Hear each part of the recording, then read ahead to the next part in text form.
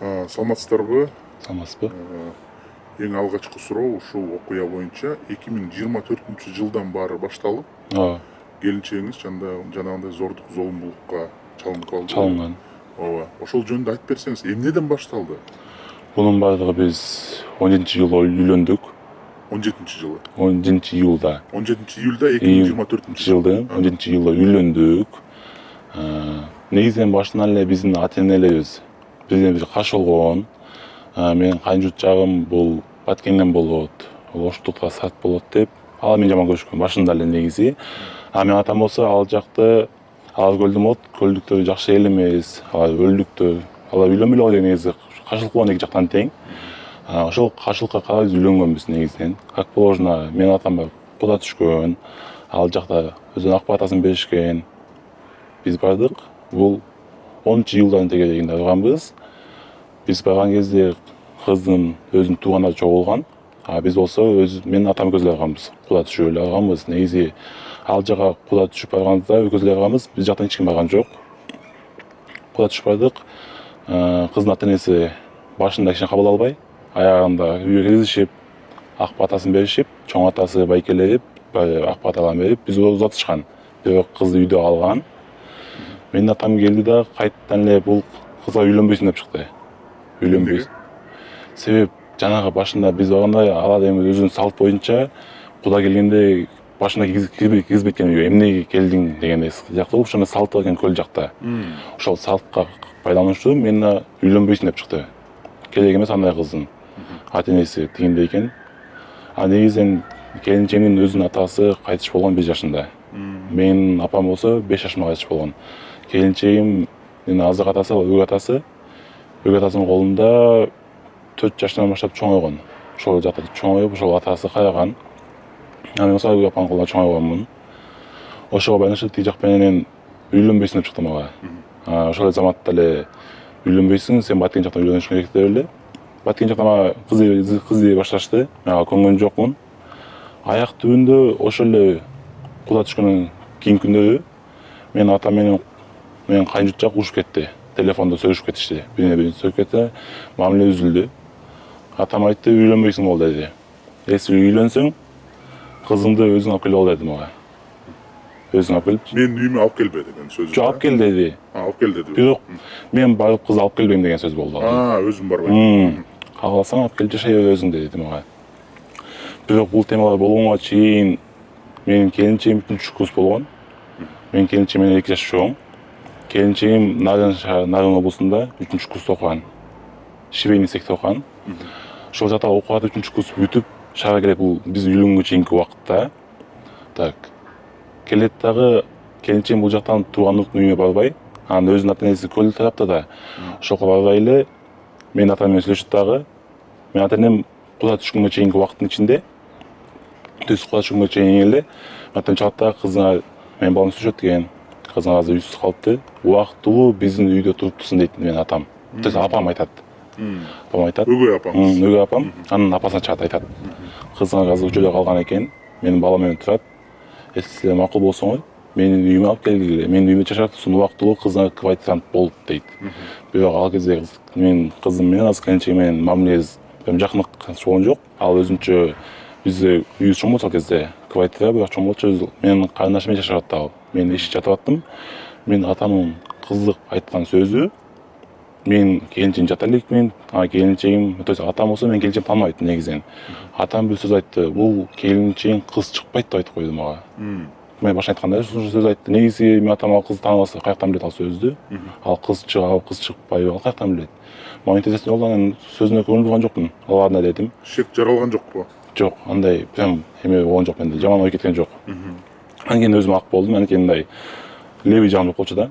Ошондон андай болушу мүмкүн эмес дедим дагы эле. Анан атам айтты, үйлөнөсүң деди, мен үйлөнөм дедим. Анда айтты, кызыңды айылына жөнөт көлгө. Биз куда түшөлү деди. Келинчегим кетти. Атан куда түштүк. Ошол кезде нагы эле сөз каршы болуп койду. Менин келинчегимге айттым, анан жашайсың деди, ал жашайм, сиз менен жашайм. Мен жашап көрөм деп айтты. Ал макул болду. Ата-энеси каршы. Айттым келинчегимди. Анан качып кетип үйдөн дедим. Качып келди 15-июлда. Келип, келинчегим 2 күн эжесинин үйүндө турду. 17-жылда биз келдик, жолуктук келинчегим менен. Адам айтты, бүгүн ал 17-жыл анын туулган күнү. Биз туулган күнүндө никени кыялы дедик. Бирок мен 17 жашта болуп жаткан себебинен нике кыйылган жок.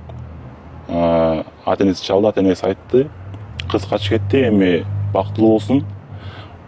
Куда кызды сизге табыштадым деп атама табыштаган кызды. Ошол менен жашоо кетти. 17-жылда биз турмуш курдук, бирок никесиз жок жашадык. Никесиз жок жашадык, кызаксыз жок.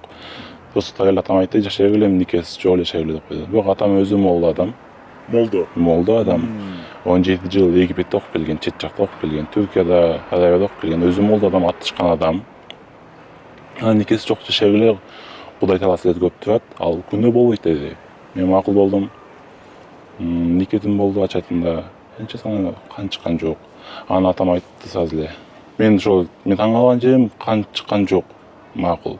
Бирок атам аны каяктан билет, жабашын айтты го мага кан чыкпайт деп. Ошол кишимде башкача сезим болду. Айттым, атам айтты, кан чыкты деп чыккан жок десем, айтпадым эле сага, ал кызың походкасы башка, басып туруш башка болчу, мен сезгемди эле мага айтты. Аны айтты, жашайсың деп, жашайм десем, жашай, сенин намусуң жок деди мага. Намусуң жок, если мен сенин ордуңда болсом, мен чак эле кызыңды алып ташамакмын деди да. Если эркек болгондо деди. Мен айттым, бул Кудайдын буйруганы, мага бул может суноо дедим.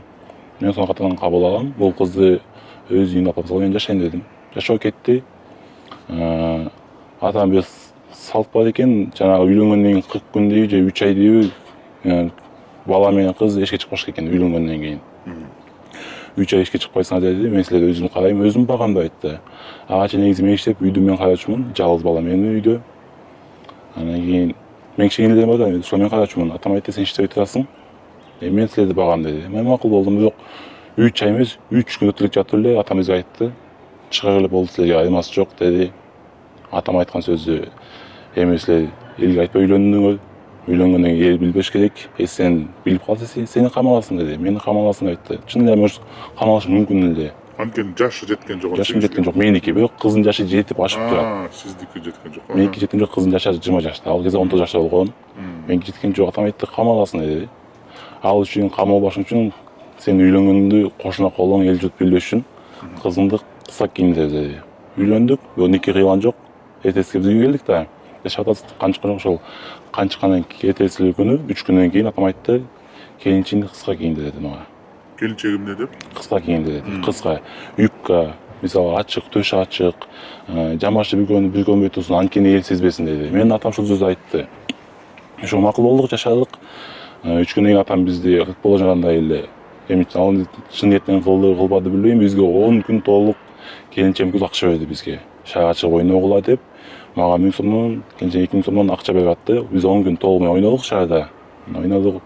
Августтун башында ал эмеси токтоду. Мага айтты, сен иштешиң керек деди. Сен иште ойноп бүттүңбү десе, бүттүм десем, эми иште ойногон жетет деди. Мен макул дедим. Анан кийин келинчегим менен биринчи жолу бир жерде кафеге бардык. Ал жерде келинчегим кайтадан иштеп эле ойноп үйгө калтырдым дагы. Атам болсо мени стройкага тыгыз салды. Сен күнүң токканчына берекеси жок. Стройкада иштесең бир айда бир жолу аласың деп. Ошол кезде эле атам мага кошулду, көз акча иштей эле стройкада деп. Бишкек районунда. Ошол жака стройкага көз кирдик. Башында мен 8 күн иштеп окшойт, 5-6 күн иштеп окшойт, бир жума жетпей иштеди дагы. Өзү чыгып кетти. Негизи план боюнча көз иштеш керек болчу. Бирок иштеген жок менен. Бир жума иштеп эле чыгып кетти. Андан кийин ошол стройкадан 2 ай калып кеттим. Эми мен дальше иштеп жүрдүм, эч нерсени билбеймин, эч нерседен кабарым жок. Анан күндөрдүн бир күнүндө менин атам менин келинчегиме өзүнүн келинин эмне айтканда өз оозу менен конфет берди. Сиздин көзүңүзчү? Менин көзүмчө, апамдын көзүнчө, апам көзүнчө, менин карындашымдын көзүнчө, балдардын көзүнчө үйдө отуруп туруп ооз менен келди кызым деп конфетин берди. Антип өзүнүн кызыга да берген эмес негизинен. Мен жана ушундай нийт акыбалда калып калдым дагы. Келинчегиме айттым, үйгө кумтага барып, сен эмнеге алдың дедим. Сен ал кайнатаң болсо, анын келини болсун дедим. Эсли атаң болсо да бир жөн дедим. Десем, ал мага эмчен атам болот го, жөн эле коюңузчу деп эле калды. Мындай ошол сөзү мага мындай бир коркуу сезимин айтты, бирок мен байкаган эмес экенмин да. Анан дальше мен эч нерсени кабарым жок, иштеп кеттим. Андан бул менин келинчегим зордук кылып жүргөнүнү мен каяктан билдим. негизи бул зоодукап жүргөндө биз үйлөнгөндөн кийин эле август айынан башталган экен. Мен үйлөнөн забат эле бул баштаптыр өз ишини. Коркутуу менен ал келинчемди бычак менен коркутупту. Ажаштырып жиберем. Сен уулуу болбойсуң, балалуу болбойсуң. Сен балалуу болбосоң, сени коюп жиберет, ажыраштырат. Боюнда болгон аялдын кереги эмес. Мен сени кылышым керек, ачык эле сөз жатышың керек деген экен. Анан келинчем жок десе, ошол эле күнөө бир күндө мен туза кечирип келинчем төшүнө бир чыгып басып салып муштум эле. Сен менин балам алдап тийип алдың деп чыгып кетиптир. Эртеси келип турап бычак менен коркутту, жатышың керек деп. Келинчем корккондон аракасы жатпай жатабы. Бирок ал иши бир жол эмес, эки жол, үч жол эмес, ал иши бир жылга созулат экен. Мен бул ишти болсо майдын аягында келинчем жатпай коюпту уже. Майдын аягында уже келинчем өзгөрүп калды. Келинчегим 11-апрелде төрөдү. Уул төрөдү. Бирок төрөшү өзү кыйын болду. Төрөгө жакын роддомго давление менен түшкөн. 220 давление түшкөн дагы. Түшүргүнү реанимацияда жатып, төрөшү кыйын болуп 5 күн дегенде айрым төрөгөн. Анда дагы 20 күн эрте төрөгөн. Больницанын айтышы боюнча 20 күн эрте төрөгөн экен. Бул кыйынчылык менен төрөгөн баланы. 13-апрелде уулду болдум мен. Бул иш болуп дагы мен келинчегимдин мага деген мамилеси өзгөрүп калды. Төрөгөндөн кийинби? Майда. Майда. Апрелде. Ошондо августтан апрелге чейин күндө зордуктап жүрүптүрбү? Жумасына 2 жолуна башында. Кышында келгенде уже жумасына 3 жол калыптыр. Сизге келинчеңиз айтпайт? Айтпайт. Эмнеге? Коркот. Эгерде айтып койсоң, может мени ажырашып кетет деген да. Мени кой берет деген эме болду. Аны өлтүрүп коём, тигинтип коём деген. Келинчегим айткан экен, өлтүрүп коём айтсаң, балаңды өлтүрүп салам. Боюнда болчу да. Төрөлгөн өлтүрүп салам балаңды. Өлтүрүп салам айтсаң деп коркутуу сезим болгон экен ал кезде. 10-апрелде төрөдү. Төрөгөндөн как жашап аттык. Бул жашап аткандан кийин уже май айында мага деген мамилеси өзгөрдү. Күрт өзгөрдү. Ага чейин өзгөргөн эмес негизинде. Айтканды кылчу да. Негизи келинче өзү момун адам, андай көп сүйлөбөйт, өзүндай жогуш кыз да, слишком эле. Андан кийин май айында же ортогондо мага деген мамилеси слишком өзгөрдү. Эмне себептен? Ошо мен себебин билген жокмун. Кантип көрүлдү? Ошо азыр бул кантип көргөндө мага деген акыркы сөзү ошол мен билген сөздөрү Кудай Таала баарын ченейби, бүт өлчөйбү деген максат айтып калды да. Мен айтканда күнөө менен сооптуп өлчөй деген максаттар айтып калды. Айтаттар эле ыйлайт. Анан до конца айтпайт. Уже мен мындай, уже ичимде сезим башка болот менде. Эмне себептен мындай болуп атат дейм дагы. Июндун бизде талаада эгин бар, жүгөрү эккенбиз. Мен эккенбиз, атам эккен. Ошол жүгөргө мен болуп, апам болуп суу койгону барып калабыз. Апама айтам, атам болсо суудун башына кеткен, суу болуп келгени. Апам менен сүйлөшүп калам. Апа, бул келиниз өзгөрүп калды, что-то мага деген мамилеси, анан кийин жашоо деген мындай көз карашы слишком чөгүп кетти десем, апам айтып калды, мен байкап атам, келин өзгөрүп калды. Бирдеке болуп жүргөн жокпу деди апам. Мен айттым, так эле сүйлөшүп эле айттым. Апа, что бул атам тийип аткан жокпу дедим да. Атам келинчем зордуктап аткан жокпу десем, апам сразу эле мага кошулуп кетти, сразу эле. Болушу мүмкүн, мен андан күтөм деп чыкты апам. Өгөр апам күтөм деп чыкты. Мен уже тык дедим. Эмне себеп ошону десем, апам же айтты, келин атаң тиет деди, ал жолго барат деди. Ошол күнүбүздө мен заматта түшкөндөн кийин атама айттым, тамак алып келейин деп кетип калдым, алдап кетип калдым да, келинчеме келдим тас эле. Эмнени Кудай Таала ченейт дедим. Сен эмнени менен жашап жүрөсүң? Айт десем айтпайт дагы. Биринчи сөзү чыкты. Сүйлөп айтып, ажырашалычы деп чыкты. Мен айттым, ажырашкан бул оюнчук эмес дедим. Мен сага андай оюнуп же сени колдонуп таштап кетейин максатта үйлөнгөн эмесмин десем, айтпайт дагы. Тажадым дейт. Неден десем, сиздин көзүңүзгө карай албай калдым. Кайненем көзүнө карай албай калдым дейт. Ой, эмне себеп десем, урушпайсызбы дейт да. Анан ыйлайт, урушпайсызбы дейт. Жок, урушпайм, айтчы, мен сага урушкан эмесмин, мен сага ишенем дедим. Мен сага айтат, ишенесизби ишенем десем, мен атамды зордуктап жүрдү дейт да. Мен жиним келди сразу эле. Мен уже апам менен айткан сөз бул жагы уже дал чыгып калды да. Ох, дедим уже июндун ортолорунда чынында мен атамдан көп кордук көргөн балам өзүчө. Чынында атамдан корком да өзүм дагычы, мен көптөн көп сабай берет негизинде. Анан кийин келинчеме айттым, эмне кылсам атама айта алсам десем айтты. Атам мойнуна албайт, по-любому ал. Андай адам эмес. Мен коктоп алгам, силче коктоп дейт да. Эмне кылалы деп апам айтсам, апам айтат, келинчегиңди ал да эле кетип кал дейт. Бул өзү негизи келинчегим көп колдук көргөн кыз. Бул келинчегим көп колдук көргөн болсо, бул атаман көргөн колдук чынында бул слишком өтүшүп кетти. Анан келинчегиңди ал дагы балаңды алып качып кет деди.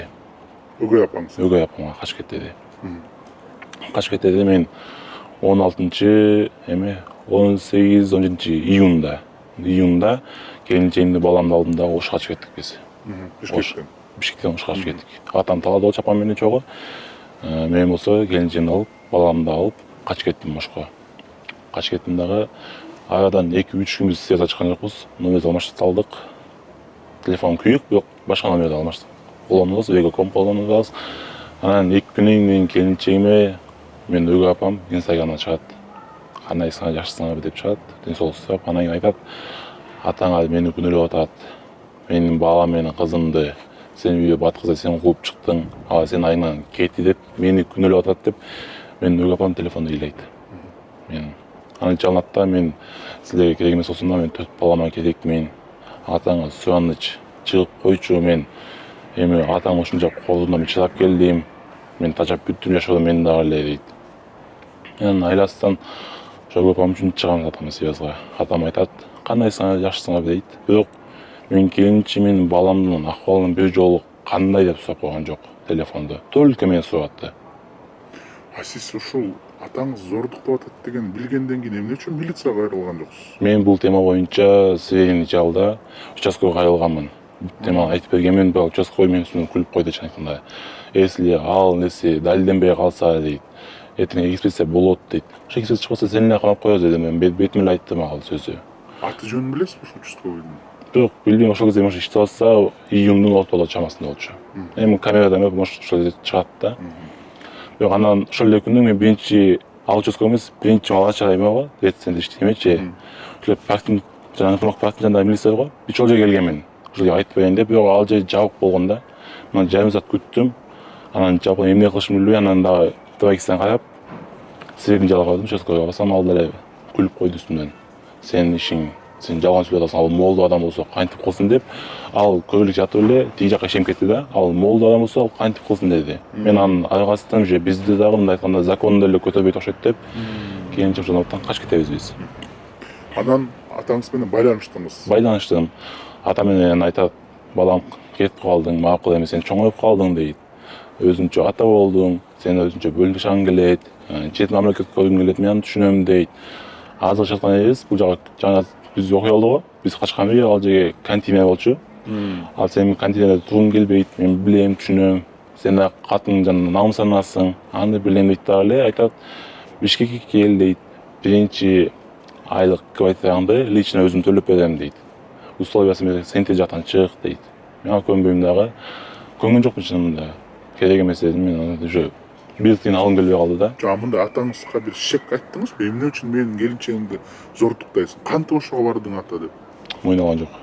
Мойналган жок? Алган жок. Андай болгон жок деп. Болгон жок деди.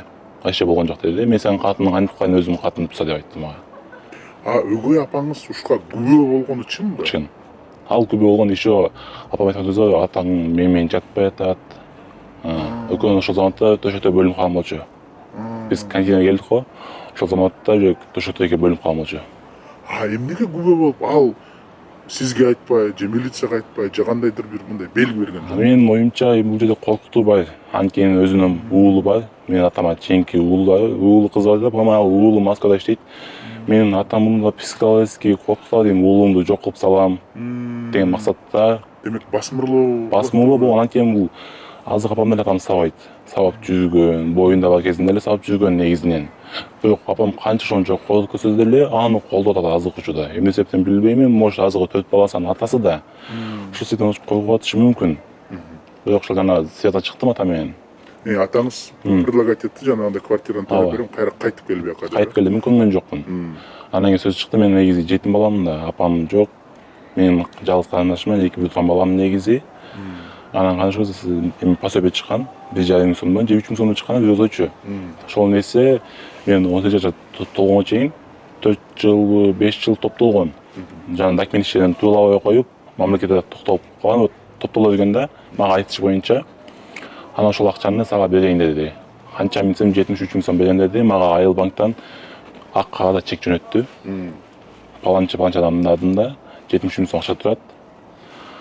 Чегинчүүдөн ошол чекке ишендим да, может, чын эле берет окшойт деген ойдо. Мен келинчегимиз Оштобуз да. Айтты, келип алып кет деди. Мен көңүл жок, болсо М-банктан салып жибериңиз дедим. Банктан алыңыз, М-банктан салып жиберсем, көңүл жок. Мен документ менен карточкамды жоготуп койдум деди. Мен бюджеттен кантип жоготсун дейм. Кайта эми алдам калыптым да. Мен ишенип ага келинчегим баламды ошо квартирага таштап коюп өзүм келем бул жака. Корккон сетен эми келинчегим айтты, чогуу бара ал дедим. Айттым, Пайылым атам бизге бирдеке кылышы мүмкүн. Мен лучше өзүм барайын. Может, бирдеке качкан может жетишем деген максатдачы. Айыл банкка келдим, такси менен түнү менен келдим дагы. Анан кагызга келгем негизи. Акчам жок болчу, негизи чынында ошол кезде жок болчу. Кагызга такси менен келдим дагы. Ал бала где-то 23 жашта болчу. Таксист бала. Санат тамашалчу, акмашалчу. Ошо менен келдик дагы. Түндө машинада түндөдүк дагы. Эми таң атты, 9-8 жарымда ошол бала менен Айыл банкка келдик. Атам ачалды ошол кезде саат 8-де. Мен ошол зага келдим. Келип тамактана алып кусаң ач болсо дедим, отказ дептим. Мен чай ичпейм, акчаны алам кетем дедим. Макул деди. 8:40 дагы чалды. Келтасың деди, келтам дедим. 8:50-дө, 8:45-те мен келдим Айыл банкка. Келип 10-15 мүнөт күттүк. Күткөндөн кийин банкка кирдик дагы, мен паспортумду алды. Мен азыр кепчайын начальникке деди, чоңуна. Кепчайын кирди эле, бир мүнөткө жетпей эле чыгып келди да. Анан чыгат, эшикке чыктык дагы, айтат, чоң шефи жок экен дейт. Ошол кезде мен оюма келипти да, акча алуу үчүн чоң шефтин эмне кереги бар деген ой мага келген эмес экен дагы. Эми кассадан эле оформить этип койду. Туура эле ойду, анан кийин мен макул анда күтөлү дедим да. Анан мен паспортумду алып койду. Ал такси алган көздү дагы эле. Деди, машина кимде деди. Мен айттым, таанышым деп койдум. Анан болуп эле сурады, ким ал деди. Мен Оштон келдим дедим. Ошондон кийин такси кагазда келдим десем, мен телефонумду шат эле алып койду. Бияк телефон бер деди. Ал телефон 15 миң сом телефон болчу негизи. Өзүм иштеп жүрүп тапкан акчам алган болчумун. Негизи эле буга чейин эле мен атам бир горячий адам деп бир түшүнүксүз адам да. Нефтенсе эле телефонду чалып сала берет. Сынып сала берет. Мен эми иштеп телефон 5-6 миң сомго. Ал ата чалып салат. Же көрө албастык кылабы, же билбейм, түшүнбөйм. Бажы эми 7-8 телефон чалып салган атам менен. Өзүн адам өзүнүн телефонун чалып салган. Далай жол эле. Телефон алып коет дагы. Машинага жүрөйт, машинага бардык, Иван сүрүштү дагы. Мен машинага отургузуп, үйгө айдаттым машинаны. Үйгө жетише койчубуз деп. Акча да жок, банкта калды ошол жерде. Анан асадаттарды же мен баштады сүйлөп. Сен менен качан кутулдуңбу? Сен атаңды эмес эжеңди тандадыңбы деп. Ал сен эжең болот. Мен антен кенчем, 2 жаш менен чоң. Бирок мен намыстанбаймын. Бирок атам үчүн ал намыс экен. Ал үчүн да бир уят экен да. Анан айтат да, сен биздин чоң алып алдың, көлдөн болот деп бир канча сөз айтты негизинен. Ошол сөз ал таксиде уккан бала. Баланы же мени көп басымдап салды да. Анан үйгө жеттик, үйгө да үйдө топлом болду, урушуп болду. Мен телефон паспортумду алып койгон, өзүмдө турат, колуна бербей койгон. Үйгө келди, айтат. Мен айттым, келинчегим алып келейин, кайтабы дедим. Макул дедим десем, келинчегиң керек эмес. Эме ал жипы түшүнүп жипы кыз болсо, көчөдөгү кызды мага керек эмес, андай келин мага керек эмес. Лучше жок. Оштогу өзбектөргө катын болуп, ошентип иштейбиз деп койду да мага. Айттым, ал мен келинчегим дедим. Сиз келин болсо боло бересиң, ал мен уулум болот десем, айтат, керек эмес мага дейт. Алып келбей эле кой дейт. Телефон алып койгон. Паспорт анын колунда. Анан кеч саат ошол күнү кечинде саат 5-6-да айтты. Анда көз бар азыр деди. Сен азыр өзүң кетсем, сен да качып кетесиң деп. Ошко. Атам менен чогуу чыктык Ошко. Ошол кечинде Альфард машина менен чыктык, такси менен. Чоң машина менен Альфард менен чыктык, Ошко кетти азыр жолдо. Келинчегим алып келгени. Ошого жеттик эртең менен таң саат 7-лерде жетти окшойт. Ошто кире беришинде Фуркат деген жерде болдук биз. Ал жерде квартирант жаныбызда бир чоң үй экен негизи. Ката салынат го, ошол үйдө эле 5-6 үй экен, ошо биз жашатканбыз бир квартирасында.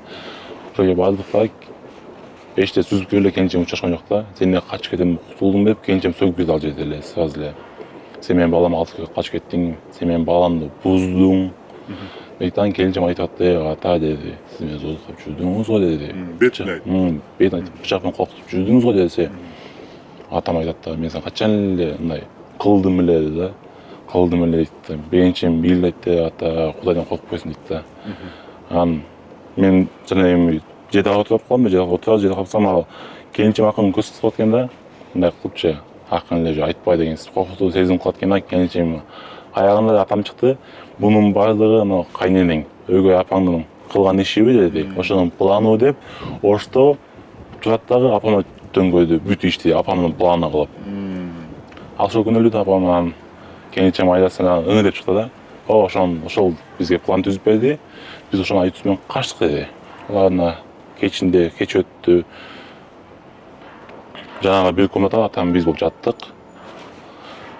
Атам айтат, ошондой түндө дагы уруш болду. Мен ал үйдө дагы уруш чыгардым, эмне себептен уруш чыгардым? Мен апамдын сөзүн козгодум, апам жөнүндө сөз козгодум. Мен апам кайтышына 2 жыл болду. Эмне себептен сиз менин апамдын сөйгөнчө сөз козгобойсуз? Анткени мен апамдын көмүлгөнүн көргөн эмесмин.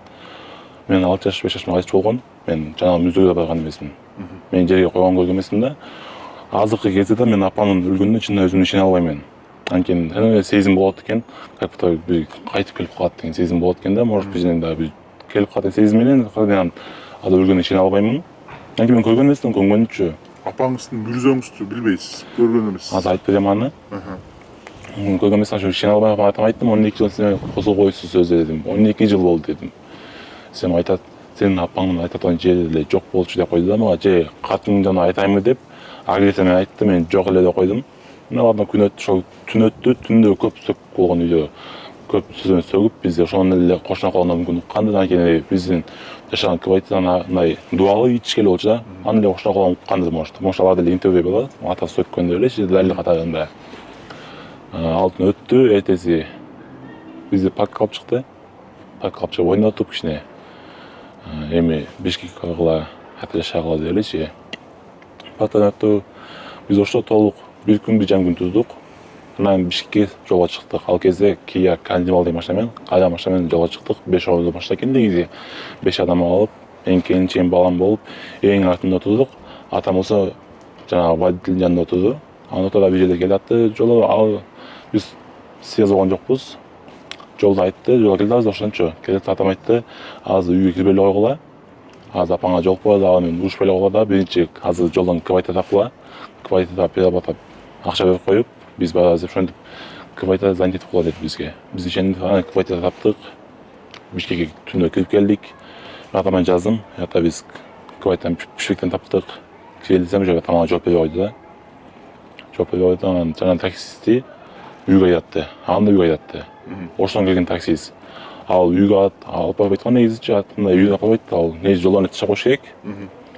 Жана атам ал сөз жанагы атам өзү мул адам, сөзгө чечен да. Андан көп башын айландырып, анан менин балам 17 жашта үйлөнгөн, анан уулу бар деп мындай көп сөз кылып келди жолдо. Таксист жанагы боо ачыдыбы, же мындай бул молдо адам экен, алыма деген мындай дубасын алайын дегенби. Ошол максатта биз үйгө жеткизди. Түндө. Анан атам айтып, таксист берди. Анан бизди тышап такси кетти. Атам айтты, биз квартирага баш керек болчу десем, атам айтты. Бүгүн кеч болуп калды, түн болуп калды, эртең кеткиле деди бизди. Эртең кеткиле деди, биз макул эми. Ичте биз башка сезим болуп атты, коркуу сезим болуп атты. Анан айласын жатып калдык, анткени башка түн болчу да кетишке айла жок болчу да. Жатып калдык, эртең саат 8-де турдум, 8 жарым атам айттым, 8 жарымда эртеси күн айттым. Бул күн июлдун 3-5 болчу, 3-5-ин ортолорунда болчу. Атам айтсам, атам айтты, каяктагы квартира, деди, жыпыр катыңды алып кел, канчыгыңды алып кел. Сүйлөшөбүз деди. Апам кирди, мен кирдим. Андан кийин жана сөздөр башталды. Атам дайсы мойнуна албайт. Сен качан кылдың эле дейт. Апам болсо аны көргөн экен. Апам башынан эле андай болгон экен. Как билип жүргөн экен. Апам өз көзү менен көргөн дагы экен. Көрүп туруп жардам бербей койгон экен апам болсо. Өгөй апам көрүп жардам бербей койгон экен. Аны келинчегиңизге айтып берет өзү интервью бергенде. Үйдө уруш болуп атат. Атам болсо мойнуна албай атат. Келинчегим айтып атат. Апам болсо дагы айттым, сүйлөй койду көп деле. Качып туруп алды. Андан кийин эштен балтырнап кирди, сразу эле. А сен чаап түшөмсүң деп. Андан кийин анча бул сөздү деле мага негизи эле кишиге айтып келет. Сен ичсең, чексең, сен колтуң чаап салам. Мен коркуп мен негизи ошол коркуп сезим дагы эле бар. Жагындай чаап салам айтып берет да. Эштен балтырнап кирди, сразу эле. Ас бутун чаап салам, колун чаап салам деп кирди дагы. Мен келинчегим балам менен отуруп ата чаппаңыз, коюңуз деп келинчегим отуруп түшүп ажыратып калды. Анан кийин апам болсо бир 15 күндөн кийин кирип балдырган чыгып кетти. Анан келинчем айтты, мына балдырган чыгып кетти, мен чаппайм. Баягы сен ишке чык деп келинчем ишке чыгарып жиберди. Жада мен комнатада атам көз калдык. Мен сабады жана жерде. Сабаган жерде мен түшкөн жерим денеге чапкан жок, только башыма сабады. Bir только муштап, тегип туруп алды. Башка тияка чачтан тартып, бияка тартып, шапалактап, муштунуп bir 20 жолго жакын, по-моему, көп чапты, токтой чабатты. Жана дөңгөлөгүндө чыгып атканда, анан келинчем кайтадан чукуп келгенде, ата менен путу менен башын басып алчу. Келинчемди кайтадан бөлүштүрүп алды дагы, ишке чыгып кетти дагы. Адам ишке чыгып кайта кирди дагы. Келинчем мени карап, киши башын карап атканда, массаж кылып чукалап, ооп калмакчы да. Там кирип келди дагы. Эй жетин деди мени. Дагы качасыңбы деди. Качсаң эми союп салам, балаңды өлтүрүп салам айтты. Балаңды союп салам көзүмчө дагы кача турган болсоң деди. Если милиция жатсаң, балаңды көзүмчө союп, келинчеңдин жыныстык мүчөсүнө кесип, өзүнө шашылык кылып жегиздирип, анан кийин мен камалып кетем. Түрмөдө баланы өлтүрсөң, баланы союп салсаң, ал жакта түрмөдө ал адамды сыйлайт. Мен ата жыгап жашайм, түрмөдө деди. Если ата баланы, то есть бала атаны урса деди, бала ата кодолот деди. Деди мага чыгып кете, коркуп сезим чыгып кете, келинчем аны тосуп турат, чыгып жибересиң деп. Жана жерде мен жатам, менин көзүмчө келинчеме 5 миң сунушат колуна. Жатасың да мен деди. Сиздин көзүңүз? Менин көзүмчө телефон атынан 5 миң сом алып берди келинчеме. Келинчем отказ депти. Андай болбойт деди. Болбойт деди, атам чыгып кетти, анан мен бир-эки чапта чыгып кетти. Ошо чапкан мен 2 күн жатып калдым негизи. Анан кийин баштан катуу сессияны алып калдым. Төшөккө жатып калдым 2 күн. 2 күндөн кийин атам чыкты. Биз аны Поледа экин базда. Эме биз Оштон келдик го. Оштон келгенден кийин биздин паспорт, документ, ЗАГС, күбөлүк, баланын күбөлүгү биздин телефонду алып сатып жиберген. Анткени телефондо көп ошол атама тиешелүү көп эме бар болчу. Жана далил болчу, биз Оштон жанагы пособие боюнча чыгып алдап чыкканы. Ошону пособие боюнча далил болчу, ошону атам сезгенби, алып сатып жатпайбы. Ошол сөз кечээ биз бетешкен айтсам, атам менин пособие, баланын пособиясы жок деп, ал жерден сөздөн качып чыкты. Негизи мени Оштон бияка чыккан себеби пособие болгон. Пособияңды берем, мен сенден бөлүнөм, сен бөлүн, мени жашабайсың, бөлөп кет деген негизи.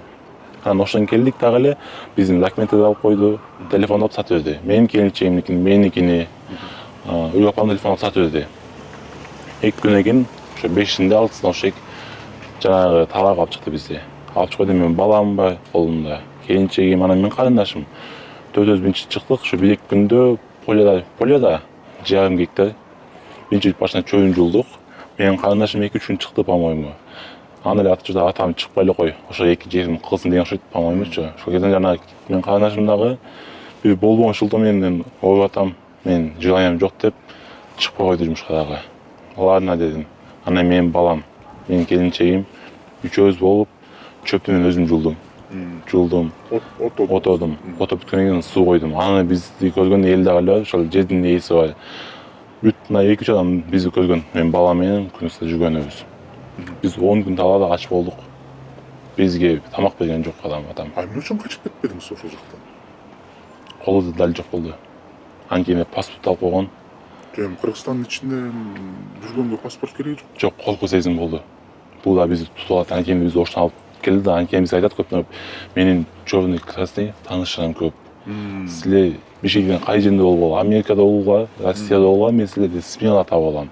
Керек болсо ошол жака звонок берип деле силерди өлтүрүп жашоодон жок кылып салам деп айтат да. Ошого ишендиңизби? Мен ишендим чын. Анткени мен өзүм көп кодду көргөн баламын. Анткени мен атамдан бир аталык мээрим алган жокмун мен.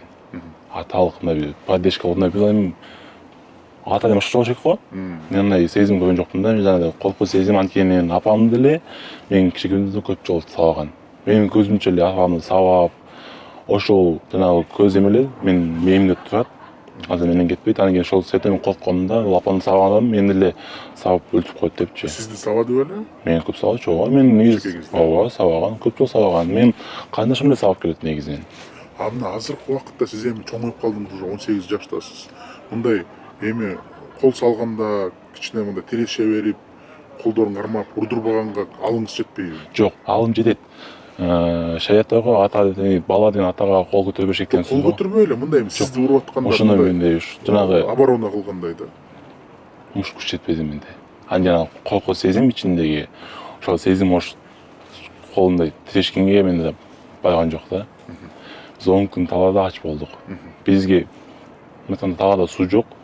Ачыбыз аркы эле суу ичип аттык. Аркы жаман сууду ичип аттык биз. Тамак берген жок. Жол кирүүбүзгө башында 1-2 күн акча берди.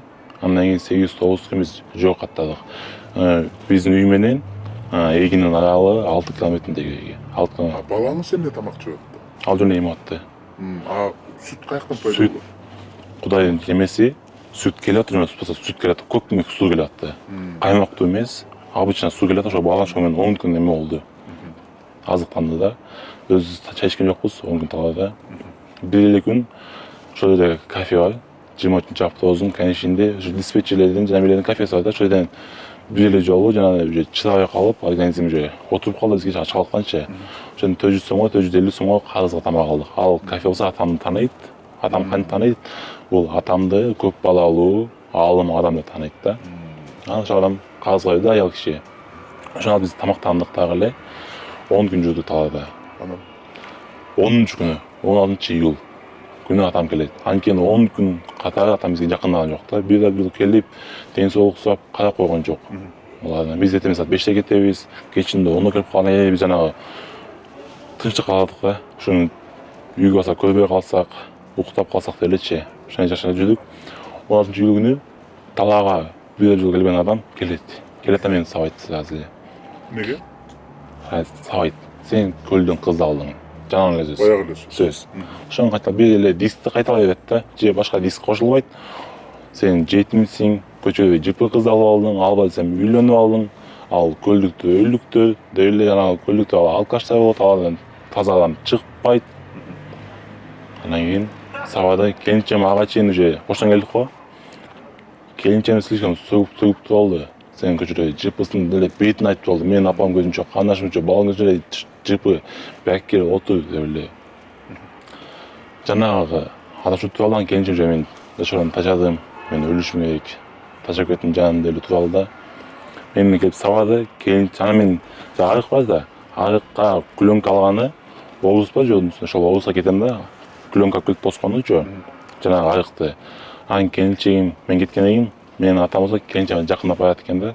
Жана келинчем корккон себептен баланы ага ташап коюп эле качып кетет экен да. Ташап коюп атама.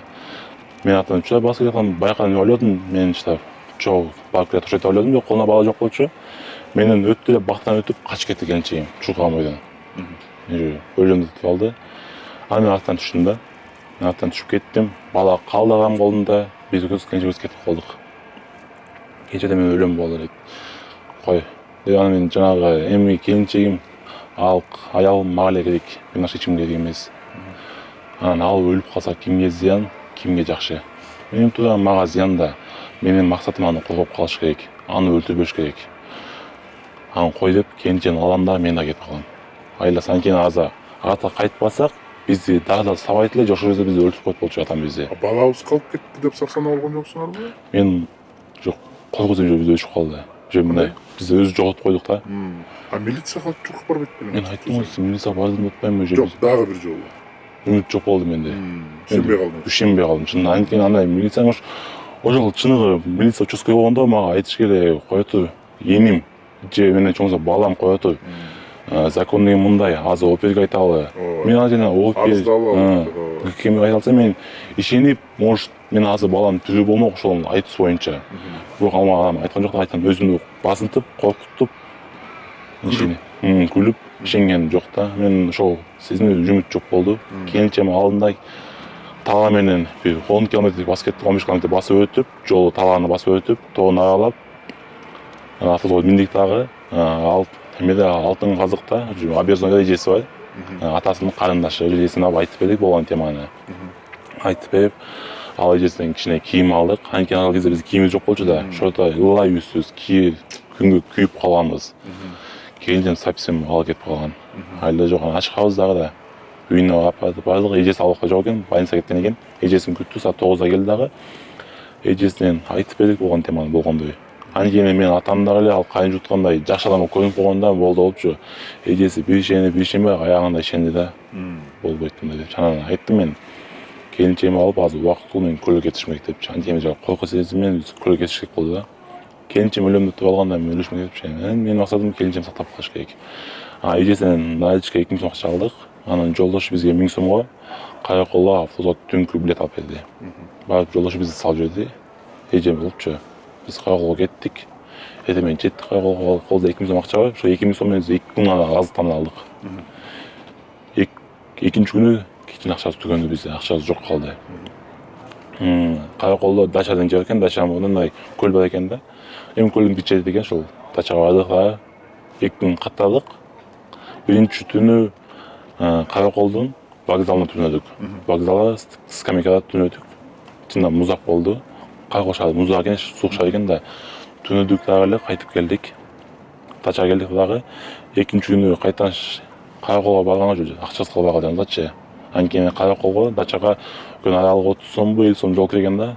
Акча жаңы тыйын калбай калды. Караколго барган себебиңиз тиги келинчегиңиздин ата-энесине бардыңыз да туура? Жок, келинчегим ата-энеси ал кичи жакылчак айылында. Караколго эмнеге бардыңыз? Просто так. Эмне себебин барганды өзүбүз билбейбиз чынында. Ата таанышыбыз да жок, тууган да жок. Эч ким тааныбаймын.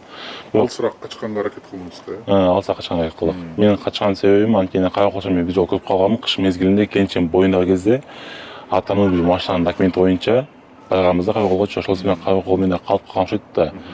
Анан Каракол ойлоп Караколго качып кетебиз. 2 күн көчөдө болдук. Экинчи түнү кечинде дачада жаңы ачылган бир кафе бар экен, Тапчан. Ошо Тапчанга жардам сурадык. Жардам бериңиздер дедик. Жана биз айтып берейинчи, теманычы айтып берген жокпуз, жөн эле биз местага сурадык. Бир түнгө жатып турган место бериңиздер дедик. Жанагы эжеле өзү хижапта аял экен, күйөөсү намаз окуйт экен, намаз окуйт экен дагы мындай иманы адамдар экен да. Анан жолуктук, айтып бердик. Айтып берип ал жер айтты, силерге жардам керек болсо бизге жардам бере алабыз. Колдон келбесе дагы аракет кылабыз деди бизге. Коркпой, ишенип айтып калайсыздар, бир муктаждык болсо деди. Анткени биз өзү бир кийим болгон эмес, ошол кийимден байкаган болушу мүмкүн жардам керектигини. Ал же мүмкүн жанагы өзүнүн башында кыйын күндөрүн айтып баштады. Мен жолдошум менен мындай кыйынчылык өткөзгөнмүн. Жашоого сынбаш керек деп баштады да. Жашоого сынбаш керек. Баары болсо жамандыктан жакшылык келет деп баштады да. Жана ичинен бир жакшы сезим болду билем. Анан жаңы эжеге кишине айтып бердик да биз темабыздычы. Ал ошо биз июль 10-жыл качып бизге кетип калсак, 17-июль күнү эмеде болдук. Көлдө болдук, Караколдо. Тапчанга 2 күндөн кийин баратабыз биз. Экинчи күнү түнү бардык дагы. Ал эжеге болгон башаткан теманы айтып бердик. Ал эже чиндене берип анан кой. Мындай теманы жөн калтырган болбойт деп бизди милицияга жазганда ошол экинчи жолу бизди эме кылып түркмөн ошол эжелер аркылуу биз жаздык арызды. Ошол арыз боюнча Караколдон бизди кичине карабай атышты, анткени биз барган суббота воскресенье болуп калды, 2 күн дем алыш болуп калды. Арадан күн өтүп арыз жаздык. Жазган киши Каракол айтты, бул бишкек шаарында негизи болгон экен. Бул бишкек шаарына негизи баш керек. Макул арызды кабылдап коебуз, бирок биз жөнөтөбүз деди. Биз макул арыз жаздык. Ал жолу 2 күн күттүк. 2 күндөн кийин арыз бишкекке жеткен экен. Биз бишкекке келдик. Келинчегим көзлө кайтан ошо байкелер бизге жол киребизге акча берди. То есть билет алып берди. Билет алып бизди салып жиберди бишкекке. Бишкекке келдик дагы. Келип эжесин үйүнө бардык. Анан эртеси күнү Роодуга келдик дагы. То есть ошол эле күнү Роодуга барыппыз. Эртең келдик да. Роодуга барсак айтты, арыз түшкөн деди. Көлдөн келген арыз. Ооба, түшкөн экен. Анан кийин биз УУга жаздык. УУду ошо жаздык арызда плюс.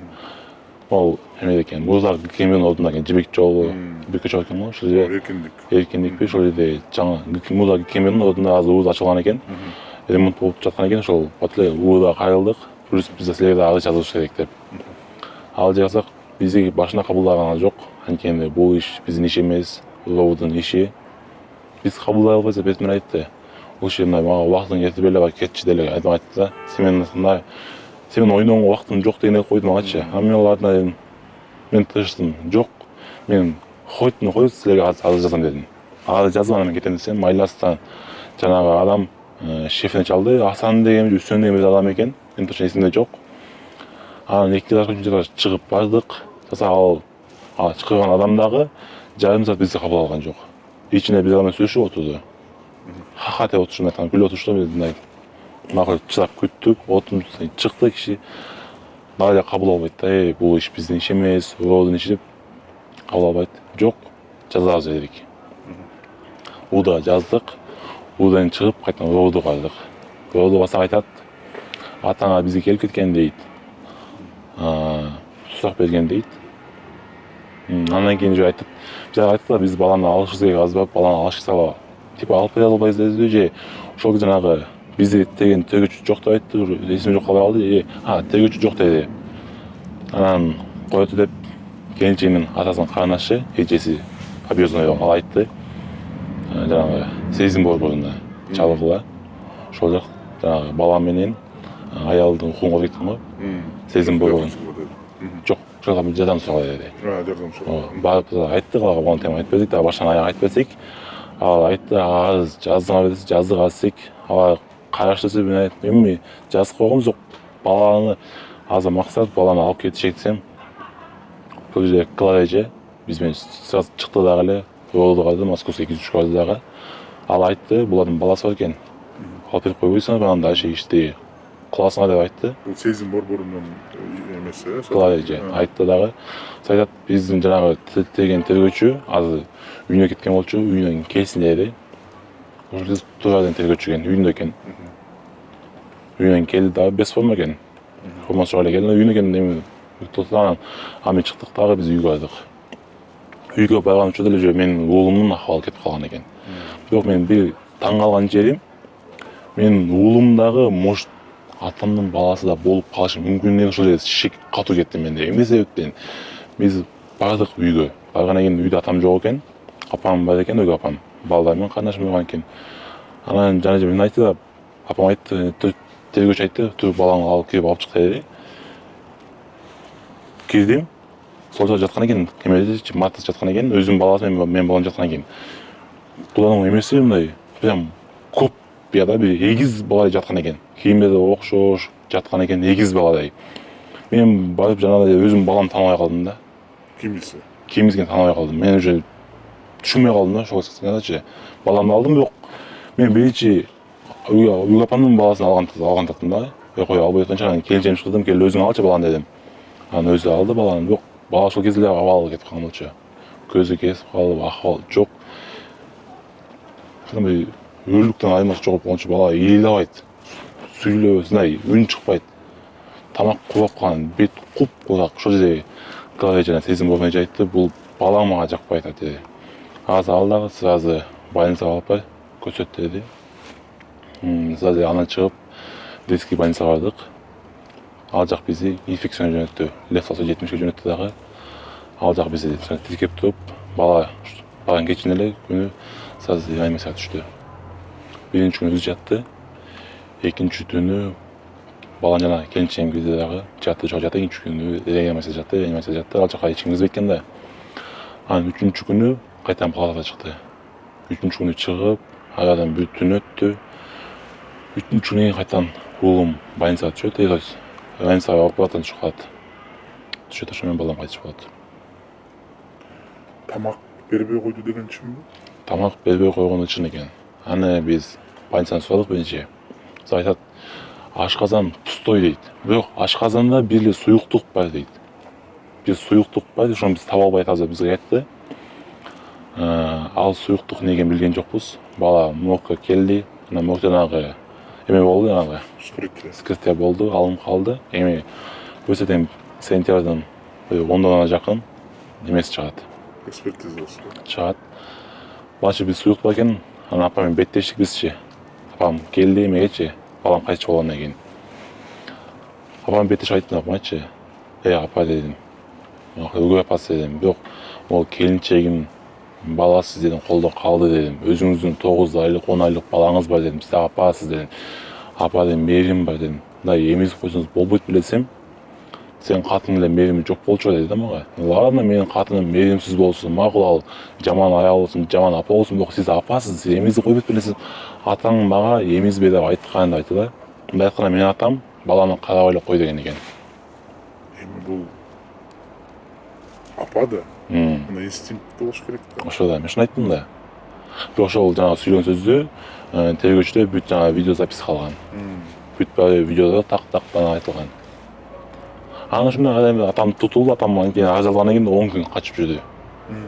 Атам качып аянда апам мындай айтканда ошо тутулуш апам себеп болуп калды. Апам менен тутулуп калыптыр да, атам тутуп дешти.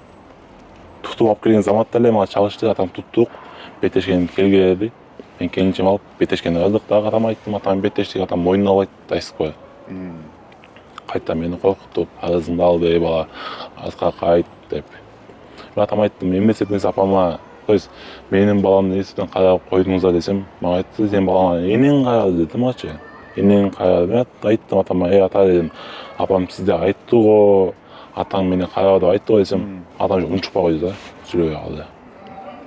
Бул жерде апам айтып койду, балаңды мен эмизген жокмун, мен караган жокмун эле айтып койду. Ошондон эми ортодо бала кетти. Азыр эмне кылайын деп атасыңар эми? Эмне кылганда эми кайначыша кечти. Бул ишти мындай калтырган бичиден болбойт. Атаңызды сотто ачык эле күнөөлөйсүзбү аны? Ооба, күнөөлөйм. Анткени менин апама колдук көрсөткөн адам менин келинчеме колдук көрсөтпөшү мүмкүн деп мен ойлой албаймын. Өгөй апаңызды кылмыш жоопкерчиликке тартыш керек деген ойдосузбу? Аны ойдомун. Себеп неде ошол баланы эмизгенде бала аман калат эле. Караганда ал айтып атат, атаң эмизбе деп айтканда атам 1000 жолу эмизбе десин.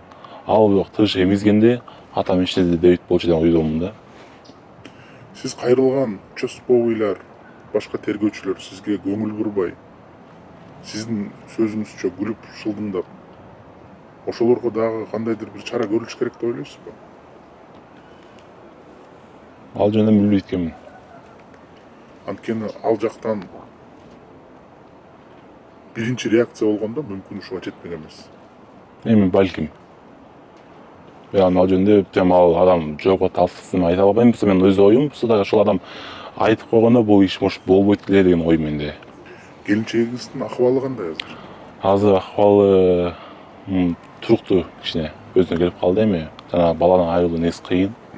Эми мен мүнчүгүмүн самое главное келинчеме кыйын да. Ошол психикалык жактан жана айтып атпадыңыз беле? Өлүшүм керек, өз-өзүмө колум салышым керек деген ойлор болуп атпады беле? Ошол ойдон алыстадыбы? Азыр алыстады. Азыр бир канча алыстап, азыркы учурда мага айтып калат. Мен азыр айттым, бала эми кайтыш болду, эми мындан кийин балалуу болбой калбайбыз. Биз да балалуу болобуз. Сен азыр келинчем айткан сөзү эми калган Кудайдын колунда. Ал айтып калды, эми сиз дальше жашоомдо мен сиздин ыраазычылыгыңызды алып, айтканыңызды кылып, сиз ойлогон аял болуп жашайм деп эле калды азыр. Азыркы ушундай көп нерсе башынан өткөндөн кийин албетте мындай кээ бирде эстеп турат, ошону эстетпей мындай алакындап алып жүргөнгө эркиңиз жетеби? Жетет. Менин келинчемди өз карама алганга мен өз эрким жетет. Анткени аны карап, үстү башын карап, ден соолугун караганга өз эрким жетет. Тапкан табышым менен ошону карай алам азыркы кезде. Бирок азыр кичине каражат кыйынчылык бар, эми финансылык менде кыйынчылык бар эми чынында. Бирок дальше өмүрүмдө келинчемди карап кете алам. Азыр кайсы жакта жашап атасыңар? Азыр чаган четтебиз. Тиги апаңыздын үйүңүздө эмес, Жок. Башка жакта, Өзүнчө квартирадабыз.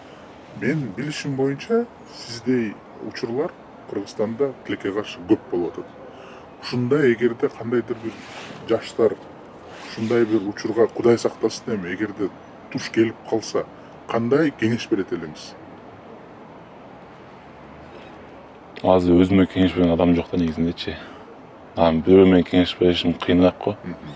Анткени убагында мага кеңеш берген адам жок болду. Мен өз оюм менен гана бул адамды үстүнө арыз жазып койдум.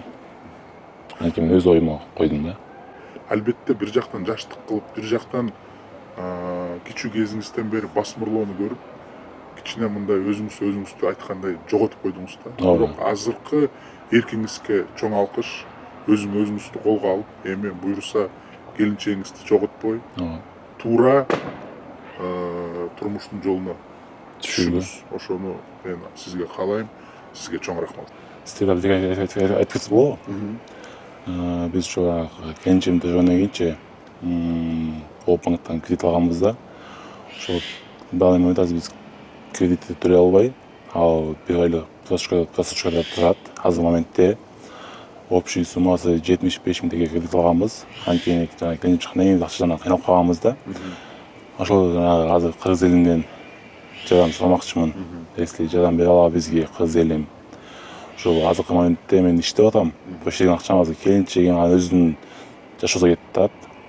Данный моментте квартирада турабыз да, азыркы моментте финансы жактан кыйналып атабыз. Чынында ошол эле азыркы жылы кредит маселеси бир айлык просрочка өтүп кетти. Бизге компания күндө чалып атышат.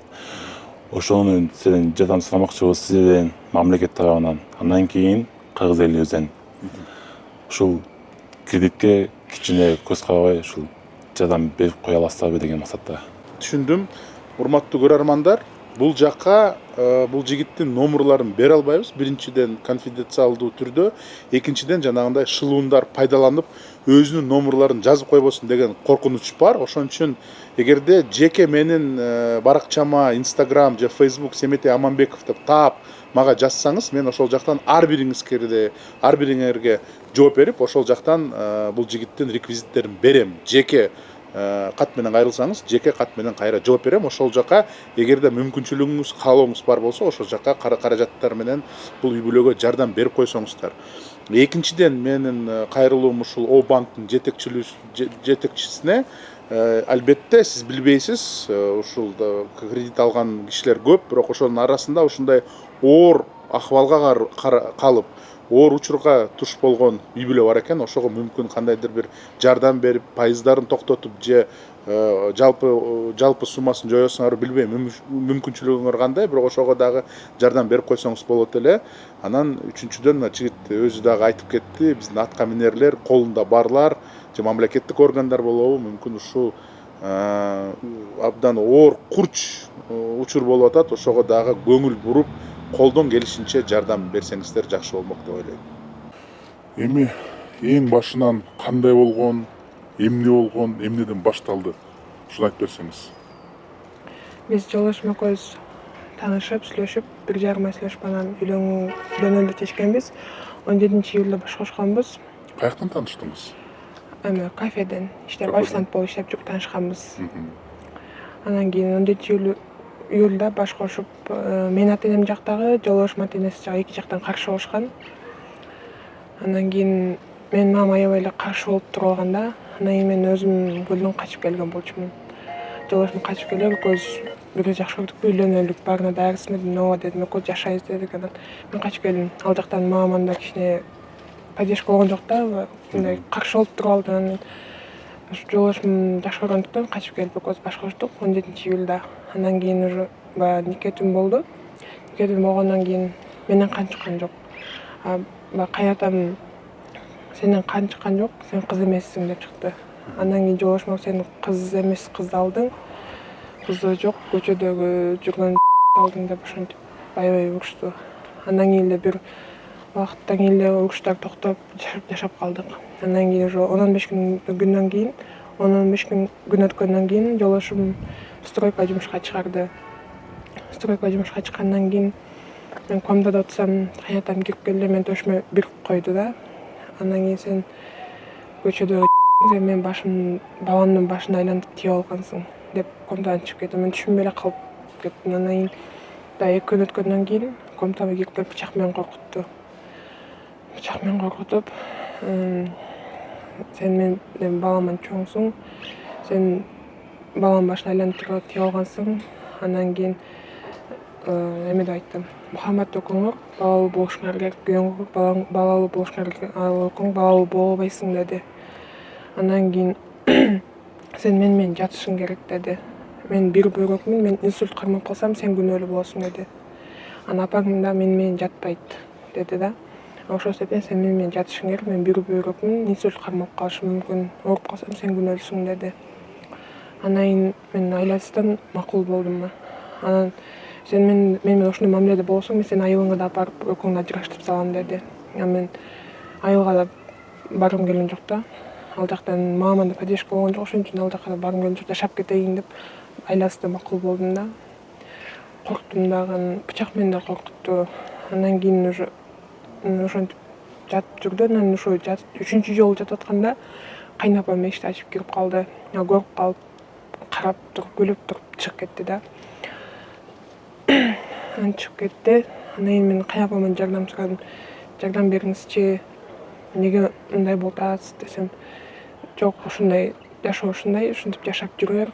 Кайнатаң менен ушундай мамиледе бол, болсо сени да жок кыла берет, күйөөңдү кошо жок кыла берет деди. Андан кийин мен жолдошум келди, жолдошумдан сурап калчумун да, андай атаңыз кандай адам депчи. Анан билбейм, мен деле корком атаман. Атам сөзүнө угуш керек деп, мындай атамды корком, может апам, жолдошум апасы каза болуп калган да. Анан может апам деле өлүмүнө ушул адам себепчи.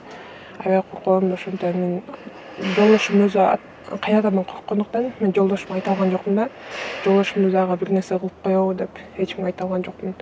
Анан телефондон дагы мындай баягы маалымат издесем, бирөөгө айтсамбы деп ойлосом, телефонун аябай текшерип турчу. Мындай анан жолдошум экөөбүз шаарга азастан кедейде чыгып турчубуз. Шаарга чыкканда да бат-баттан чалычы, каякта жүрөсүңөр, эмне кылып атасыңар деп бат-баттан чалычы шаарга чыкканыбызда да. Андан кийин телефонубузду бат-баттан текшерип турчу, эч кимге айта алган жокмун. Даже мамам менен ошол деле мамилеси үзүлгөн да, мамам да сүйлөшпөй койгон менен. Үй аласын кабыл албай койчу.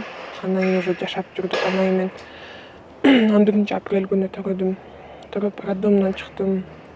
Роддомдон чыгып үйгө келгенден кийин разрыв болгон да. Ошол бир 10-15 мүнөт өткөндөн кийин кайнатам келип мен жат деди. Андан кийин мен разрыв болгом го десем, анан балаңды ойло, мен жатпасам балаңды өлтүрүп салам, күйөөңдү өлтүрүп салам. Өлтүрүп салам деди. Өлтүрүп салам деди. Балаңдын көзүн союп салам деди. Айылыңа апарып салам, ажыраштырам, жашабайсың уже сен деди. Макул болдум. Андан кийин ошентип жүрдү.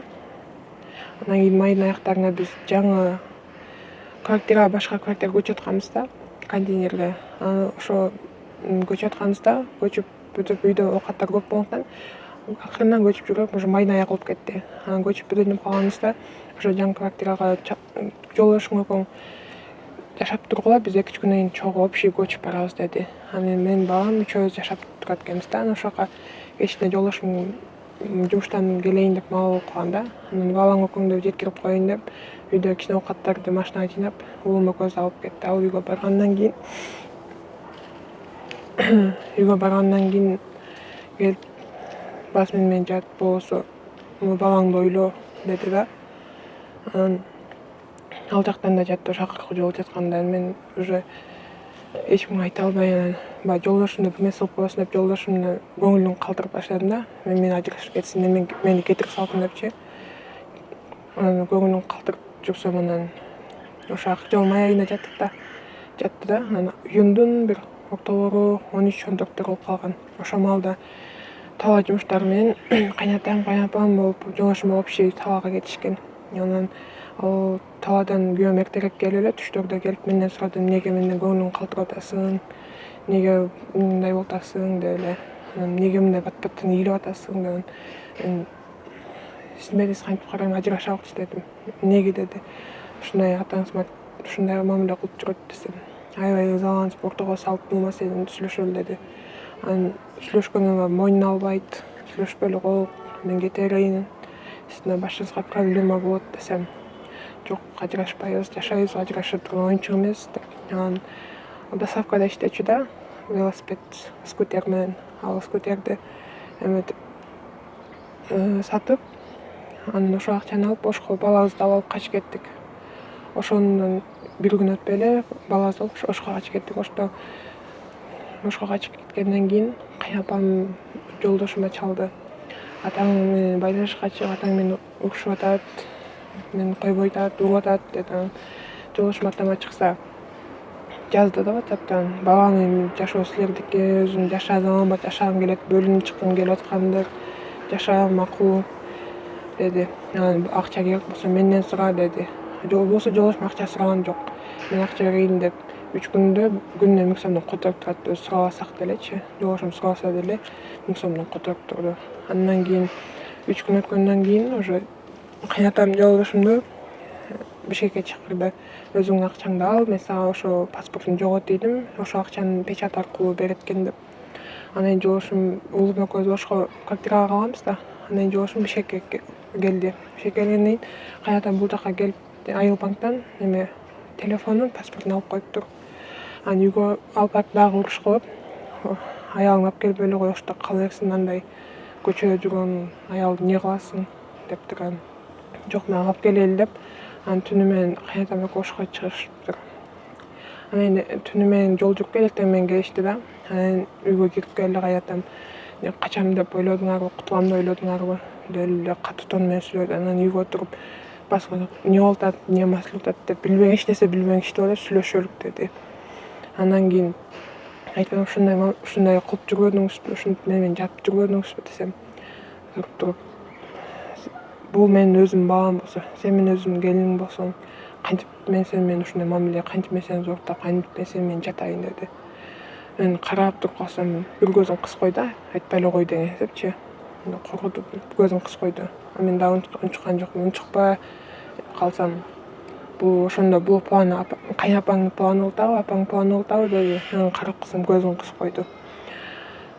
Ошонун планы экен да, ошентип сен ушинтип чыксаң, ушинтип мени зордуктап деп чыксаң, анан акырын байлыктарын үчөөбүз бөлүп алабыз деп бул планды апаң түзгөнбү деди. Мени карап дагы көзүн кысатты.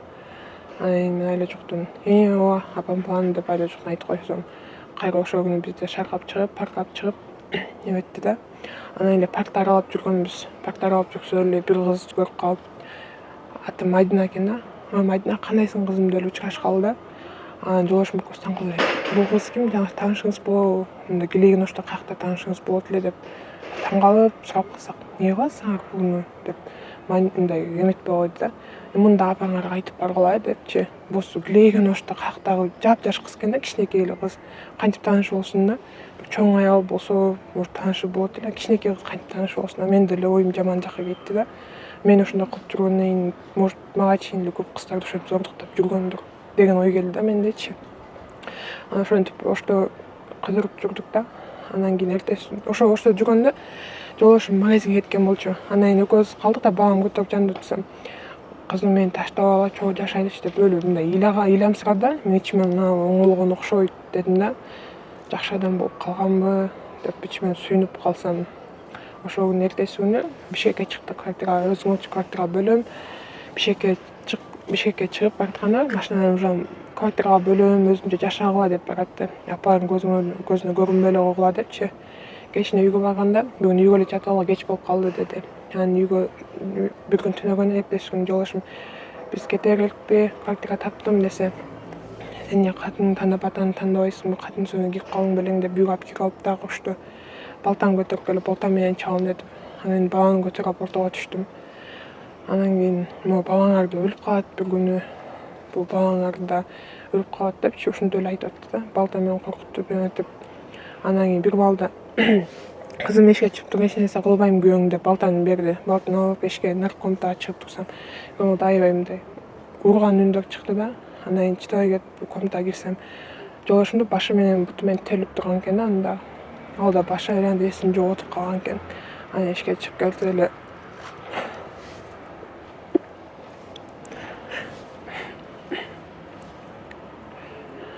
Эшикке чыгып кетти эле. Уруш токтоп калды. Поляга барып иштегиле деди да.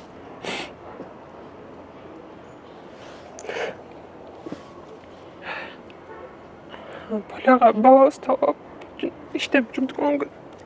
2 күн жол кирести берди, анан кийин жөө барып жөө келип аттык. Жолдон папити машинаға келип таштап коюпту кээде. Балабыз да күнгө күйүп кыйналып кетти да.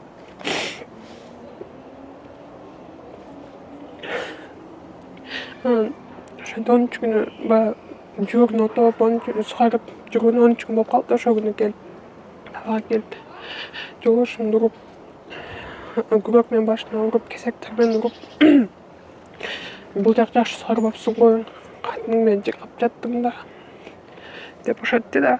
Андан кийин жыргап жаттым да, катының менен нормально суу койбойсуң деди. Анан мен уже аябай корктум да. Ошо табадан сөгүнгөнү табан жаңыртатты да. Анан жолдошум өйдө чыкты, мен сууга клёнканы алып келе калайын деп өйдө басып кетти. Каяда мен жака басып келатканда мен мага да тиет го деп мен баланы ошо жака таштап коюп өлгүм келди. Ошондон ары качып кеттим мен. Анткени жашагым келбей өлгүм келип аткан болчу да. Бала ошол жакта калган болчу. Артынан жолдошум кирип калып, жолдошум мени коргоп, какыртасың деп менен чогуу эметти да, менен чогуу барды. Андан кийин өзүм папамдын карындашына бардык. Барып жолдошум түшүндүрүп берсе, анан ал эжем эйлаймды коргоо эметип, коргоп эметип, успокоить этти, эметти да. Кичине акча кийимдерди. Анан кийин ошол түнү атам бизди таап албастан көлүк алып кетти. Көлүк алып кетип, ошол жакта 2 күн көчөдө жаттык. Анан экинчи күнү түнү баягы месте жатканга место сейли деп жүрдүк. Жүрсөк бир тапчан көрүп калдык. Ал жерге кирип 1 күн жата туралычы деп сурансак, жата бергиле деп уруксат беришти. Андан кийин алар чай берди да. Кичине тамакты чай ичип ушуп калгансыңар го деп, анан чай ичип туруп, мындай кээдесинде кыйналганыбызды көрүп сезип калышты дейм да. Жашооңдо бир нерсе кыйынчылык болуп атабы болсо бизге айткыла, жардам беребиз деди. Анан ушундай болуп атат деп айтсак, анан милицияга жазгыла, закон коргоп, силерди закон түрдө силерди укуңар коргоп берет деди. Анан коргоп милицияга айтпай эле койчу. Милицияга да ошо кайнатам айтканда, оштон келгенден кийинчи чай ичип отурганда милицияга жазбаган жакшы болду, жазчу болсоң нар жагыңды кесип өзүңө биширип жедирмекмин деген. Анан мен түрмөдө жатып дагы өз укугумду жок кыла берем деген. Либо түрмөдөн чыгып келип балаңарды көзүнчө союп өлтүрмөкмүн деди. Андан кийин ал эжелер милицияга жазгыла деди. Мен аябай коркуп жазбай эле коелучу десем, жок жазгыла, силерди укук коргоочулар ошонун баары коргойт, мындай иш болбойт, жазгыла, тиякта балаңар бар экен, жашагыла деди да. Андан кийин эртесин барып милиция ошо караколдун эмесине кайрылдык, милициясына. Ал жак соцзащита келди. Соцзащита келип Бишкекке барып кайрылгыла, ошол жак неметет, биз эч нерсе кыла албайбыз деди. Анан ошонун караколдун эмесине арыз жазып, ошонтикиче 1 жума өтүп кетти да.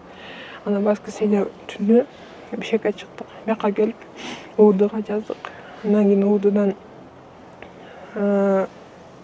РОУДга түшүп, ошондон бияка келип 1 күн түнөгөн эртеси күнү бир тергөөчүнү алып, анан Сезим борборуна кайрылып аяктан бир эжени алып, анан жестем болуп баланы алган бардык. Баланы алган барсак, кайненем аябай каргап, жаман сөздөр менен ушту. Кирип балаңарды алгыла деди да. Андан кийин баланы алайын десек эле, кайненем да 1 жашка чыгайын деп калган, эмчекте баласы бар. Ал экөө чогуу жатат. Жолдошум бар, алайын десек, ким экөө тең окшош да. Аябай окшош, кимисин аларын билбей калды. Анан сен алчы деп мен барып өзүм баламды алсам, мен да араң айырмаладым да, экөө тең окшош болуп турат. Араң айырмалап алсам эле ал мындай ыйлаганга алы жок, аябай шалдырап, эсин жоготуп жатып калган экен. Аны алып милиция менен тиги эже айтты, врачка алып барган, балаңар ооруп калган окшойт деди. Врачка барсак эле детский тиги барды. Андан кийин алар инфекцияга жазды. Анан алар реанимацияга жатты. Реанимация 1 күн өзү жатты. 1 күн экинчи күнү мен чогуу жаттым. Андан кийин палатага которулдук.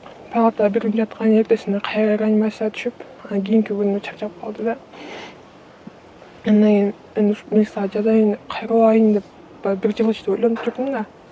Ойлонуп жүрсөм, кайнадан милицияга жазсаң мен любой ситуациядан чыгып кетем, Верховный судта өкүлөттөрүм бар, ошолорду деле чечип коет. Азыр милицияның деле мындай закон түрдө иштебейт, милициянын оозун акча менен мен жаап кое алам. Кайсы милиция бар, арзан, бар арзан жаза берме, милициянын оозун акча менен бат эле жаап коем деп ошентти да.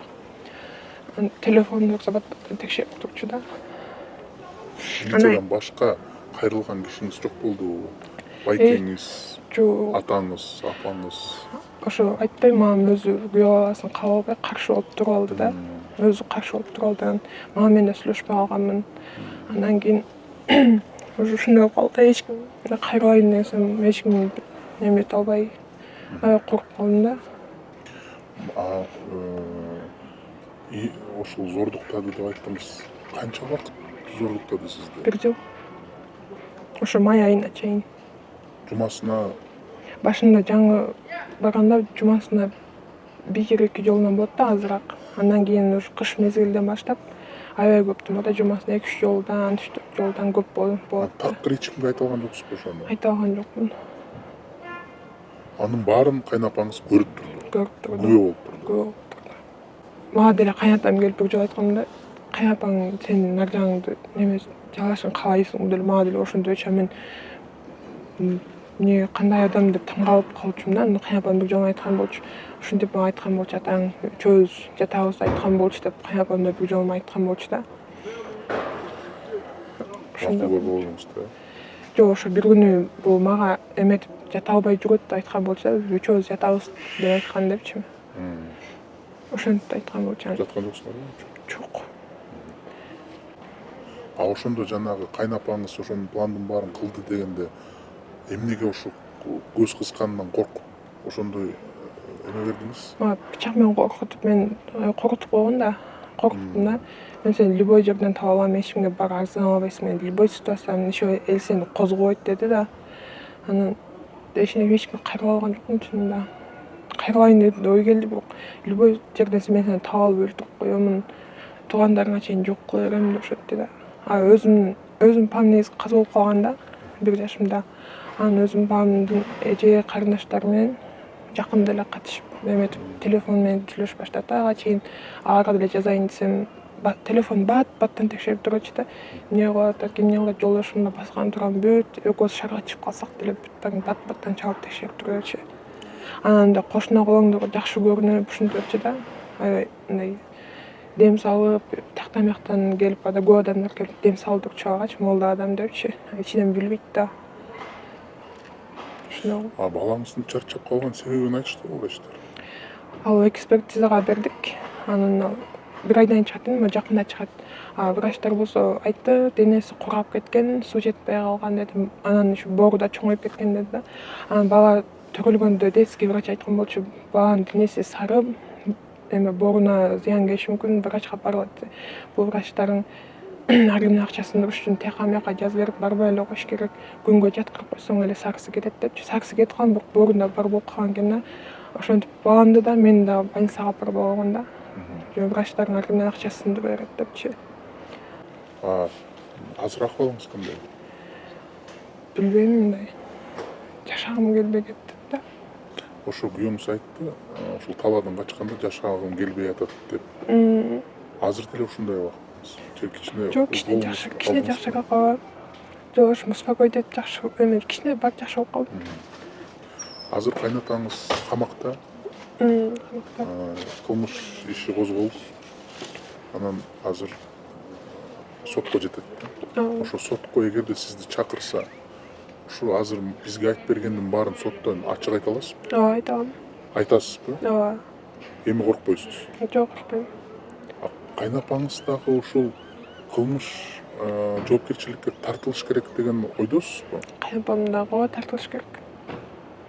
Эмнеге? Ал себеп көрүп туруп эч нерсе чара көргөн жок, эч нерсе кылган жок. Даже күйөөсүн кызганып мага деле эч нерсе кылган жок да. Жашоодо ойлойм, күйөөлөрүн, аялдар күйөөлөрүн кызганса керек деп ойлойм да. Ал эч нерсе чара көргөн жок. Мен ошо мындай айтат элем да, баягы мамочкаларгачы, турмушка чыккан кыздардын аты мындай бат-баттан акыбалын сурап турган депчи, мындай. Анын мамасындай эмес, мындай курбусундай болуп сүйлөшкүлө депчи. Мындай акыбалын сурап, эмне болуп атат депчи, мындай урушо бербей аны деле ойноп койгула депчи. Анан күйөө мындай деп кабыл албай коюу, күйөө каласы кандай адам болсун, анын жүрөгүндө иман бар, ошондой болсо кабыл алсын депчи. Азыр жолдошум мени колдоп, ошо мени тарап болуп мени чогуу да. Баба билем башкалар мындай болсо аялын күнөөлөп, аялын кетирмек го деп ойлойм, а жолдошум мени тарап болуп, мени колдоп, мени жүрөт да. Азыр апаңыз менен кабарлаштыңызбы, айтып бердиңизби ушундай болгонун? Апама мама айткандан эч кандай эме жок. Мама айткан мен ажырашып кетпейсиңби, мен не кылайын тибе деген деп кайра ушуп коюшу мүмкүн да. Азыр билбейби ушундай Билбейт. шарт болгонун? Билбейт. Эч кандай кабары жок, сүйлөшпөй элем. Эжеңиз, туугандарыңыз айткан жокпу ага? Жок, эч ким айткан жок. Анткени аларга айткан мен деле ажырашып кетпейсиң деп айтат да. Мен ажырашып каяка барам да, ушу бир эле мени колдогон күйөөм болуп атса, кимге барам ажырашып алып. Эми Кудай буйруса мына күйөөңүз абдан сизди сүйөт экен, сиз абдан сүйөт экенсиз күйөөңүздү. Кармашкан колуңузду үзбөй, дагы буйруса балалуу болуп, ошого мындай позитивдүү энергия алып, позитивдүү көз караш кылып эми жашап кетиңиз менин каалоом. А бул кылмыш ишти мен ойлойм акырына жеткирип, ушундай учурлар кайталанбасын. Ушундай учурду көрүп резонанс болуп башка адамдар ушундай кылмышка барбасын. Андан абдан туура кеңеш бердиңиз. Ушул апалар курбуу болсун деп сиздин сөзүңүз миңдеген биздин эмелерге Турмушка жетсин. чыккан кыздарды мындай бат-баттан акыбалын сурап туруш керек экен да. Эмне болуп атат деп урушуп какпай, энди урушуп какса да ал өзү корготкон эме, өзү кайрадан коркуп эч нерсе айта албагат экен да. Жакшы мына акыбалын сурап туруш керек экен да кыздардын. Сизге ийгилик, жанагындай ойдон алыс болуңуз. Жапжаш кызсыз. Турмуштун баары алдыда. Мен ойлойм бир күндө ушунун баары жаман бир түштөй артта калып калсын да. Ийгилик сизге. Рахмат. Бүгүнкү биз уккан окуяны мында ойго келбеген окуя деп ойлойм. Атайын триллер, ужаска сценарий жазсаң дагы бул окуя, мындай окуя ойго келбейт. Мындай окуядан кан тамырларда кан муздайт. Эми мен ойлогон оюм, бул окуяны биз көрсөткөнүбүз себеби ушундай учурлар чындап эле Кыргызстанда абдан көп экен. Бирок жанагындай унчукпай, укук коргоо органдарынын кайдыгерлиги үчүн ушундай учурлар чыга бербейт экен да. Бул миңдеген окуялардын бири. Ошон үчүн биринчиден үй бүлөлүк зордук зомбулукту ОПГга, паракорчулук, баңгизатка теңеп, ошолорго бир катуу чара көрүп, каршылык кылбасак, эртең өлкөбүздө чоң катастрофа болчудай. Ошон үчүн менин кайрылып журналист катары биздин жетекчилерге, укук органдын жетекчилерине, жалпы өлкөнүн жетекчилерине кайрылып кетет элем. Ушуну бир олуттуу көйгөй болдуруп чыгарып, ушуга каршылык көрсөтпөсөңүздөр болбойт. Ушуга көңүл буруп коюңуздар. Экинчиден, мына бүгүн биз уктук. Участковыйдан баштап тергөөчүгө чейин укук коргоо органдын өкүлдөрү кайдыгерлик көрсөттү. Келин дагы айтты, видеону токтоткондон кийин, милицияга барсам, өзүң күнөөлүүсүң, өзүң повод бергенсиң, андай болушу мүмкүн эмес деп, арызымды албай койду деп баш тартышкан дейт. Ушул сотрудниктерди таап, мисал катары жоопкерчиликке тартыш керек деп ойлойм. Үчүнчүдөн, бул сот процесси ачык болуп, эгерде зордук, зомбулук жасаган кишинин күнөөсү сотто далил болсо, бул абдан адилеттүү, акыйкаттуу чечим чыгыш керек деп ойлойм. Бул биздин соттун акыйкатчылыктын символу болуш керек. Анткени көрдүңүзбү? Ушул шектелген адам сотто өкүл балдарым бар, милицияда тааныштарым бар, акча менен жаап коем деген акчанын жана туушкан туугандардын ошого таянып, ошонун поддержкасы менен ушул жоопкерчиликтен качам деген ойлорун айтып атты да. Ошон үчүн ушул соттук процесс ушундай акыйкаттын символу болуш керек деп ойлойм. Мен ойлойм, ушул биздин бүгүнкү репортаж ушул максаттарга жетип, ушул чоң көйгөйдү, зордулук, зомбулук көйгөйдү токтотот деп ойлойм. Төртүнчүдөн, баарыбыздын көңүлүбүз жанагы зордуктаган, зордуктоо менен шектелген адамга кайрылып жатат. Бирок бул жактан дагы бир киши толук кандуу жоопкерчиликке тартылыш керек деген ойдобуз да. Бул кайненеси, баланын өгөй энеси, келиндин кайненеси. Биринчиден зордукту көрүп, унчукпай, эч кимге айтпай жүргөнү бул кылмыш. Экинчиден баланы өзүнүн 1 жаштагы баласы бар болуп, жанындагы келининин баласын карабай, ачкачылыкка жеткирип, чарчатканга чейин барды деген күнөөсү далилденсе, бул адам толук кандуу ошол зордулукка шектелген адам менен кошо тең салмактуу жоопкерчиликке тартылыш керек деп ойлойм. Биздин ушул көңүлүбүз ошодон кетпеш керек да. Биз башка жакты карап калып атабыз да. Ушул адамдагы ушул чоң трагедияга салымы чоң деп ойлойм. Мен ойлойм, укук коргоо органдар ушуга дагы өзгөчө көңүл буруп, ушул кишини жоопкерчиликке тартыш керек.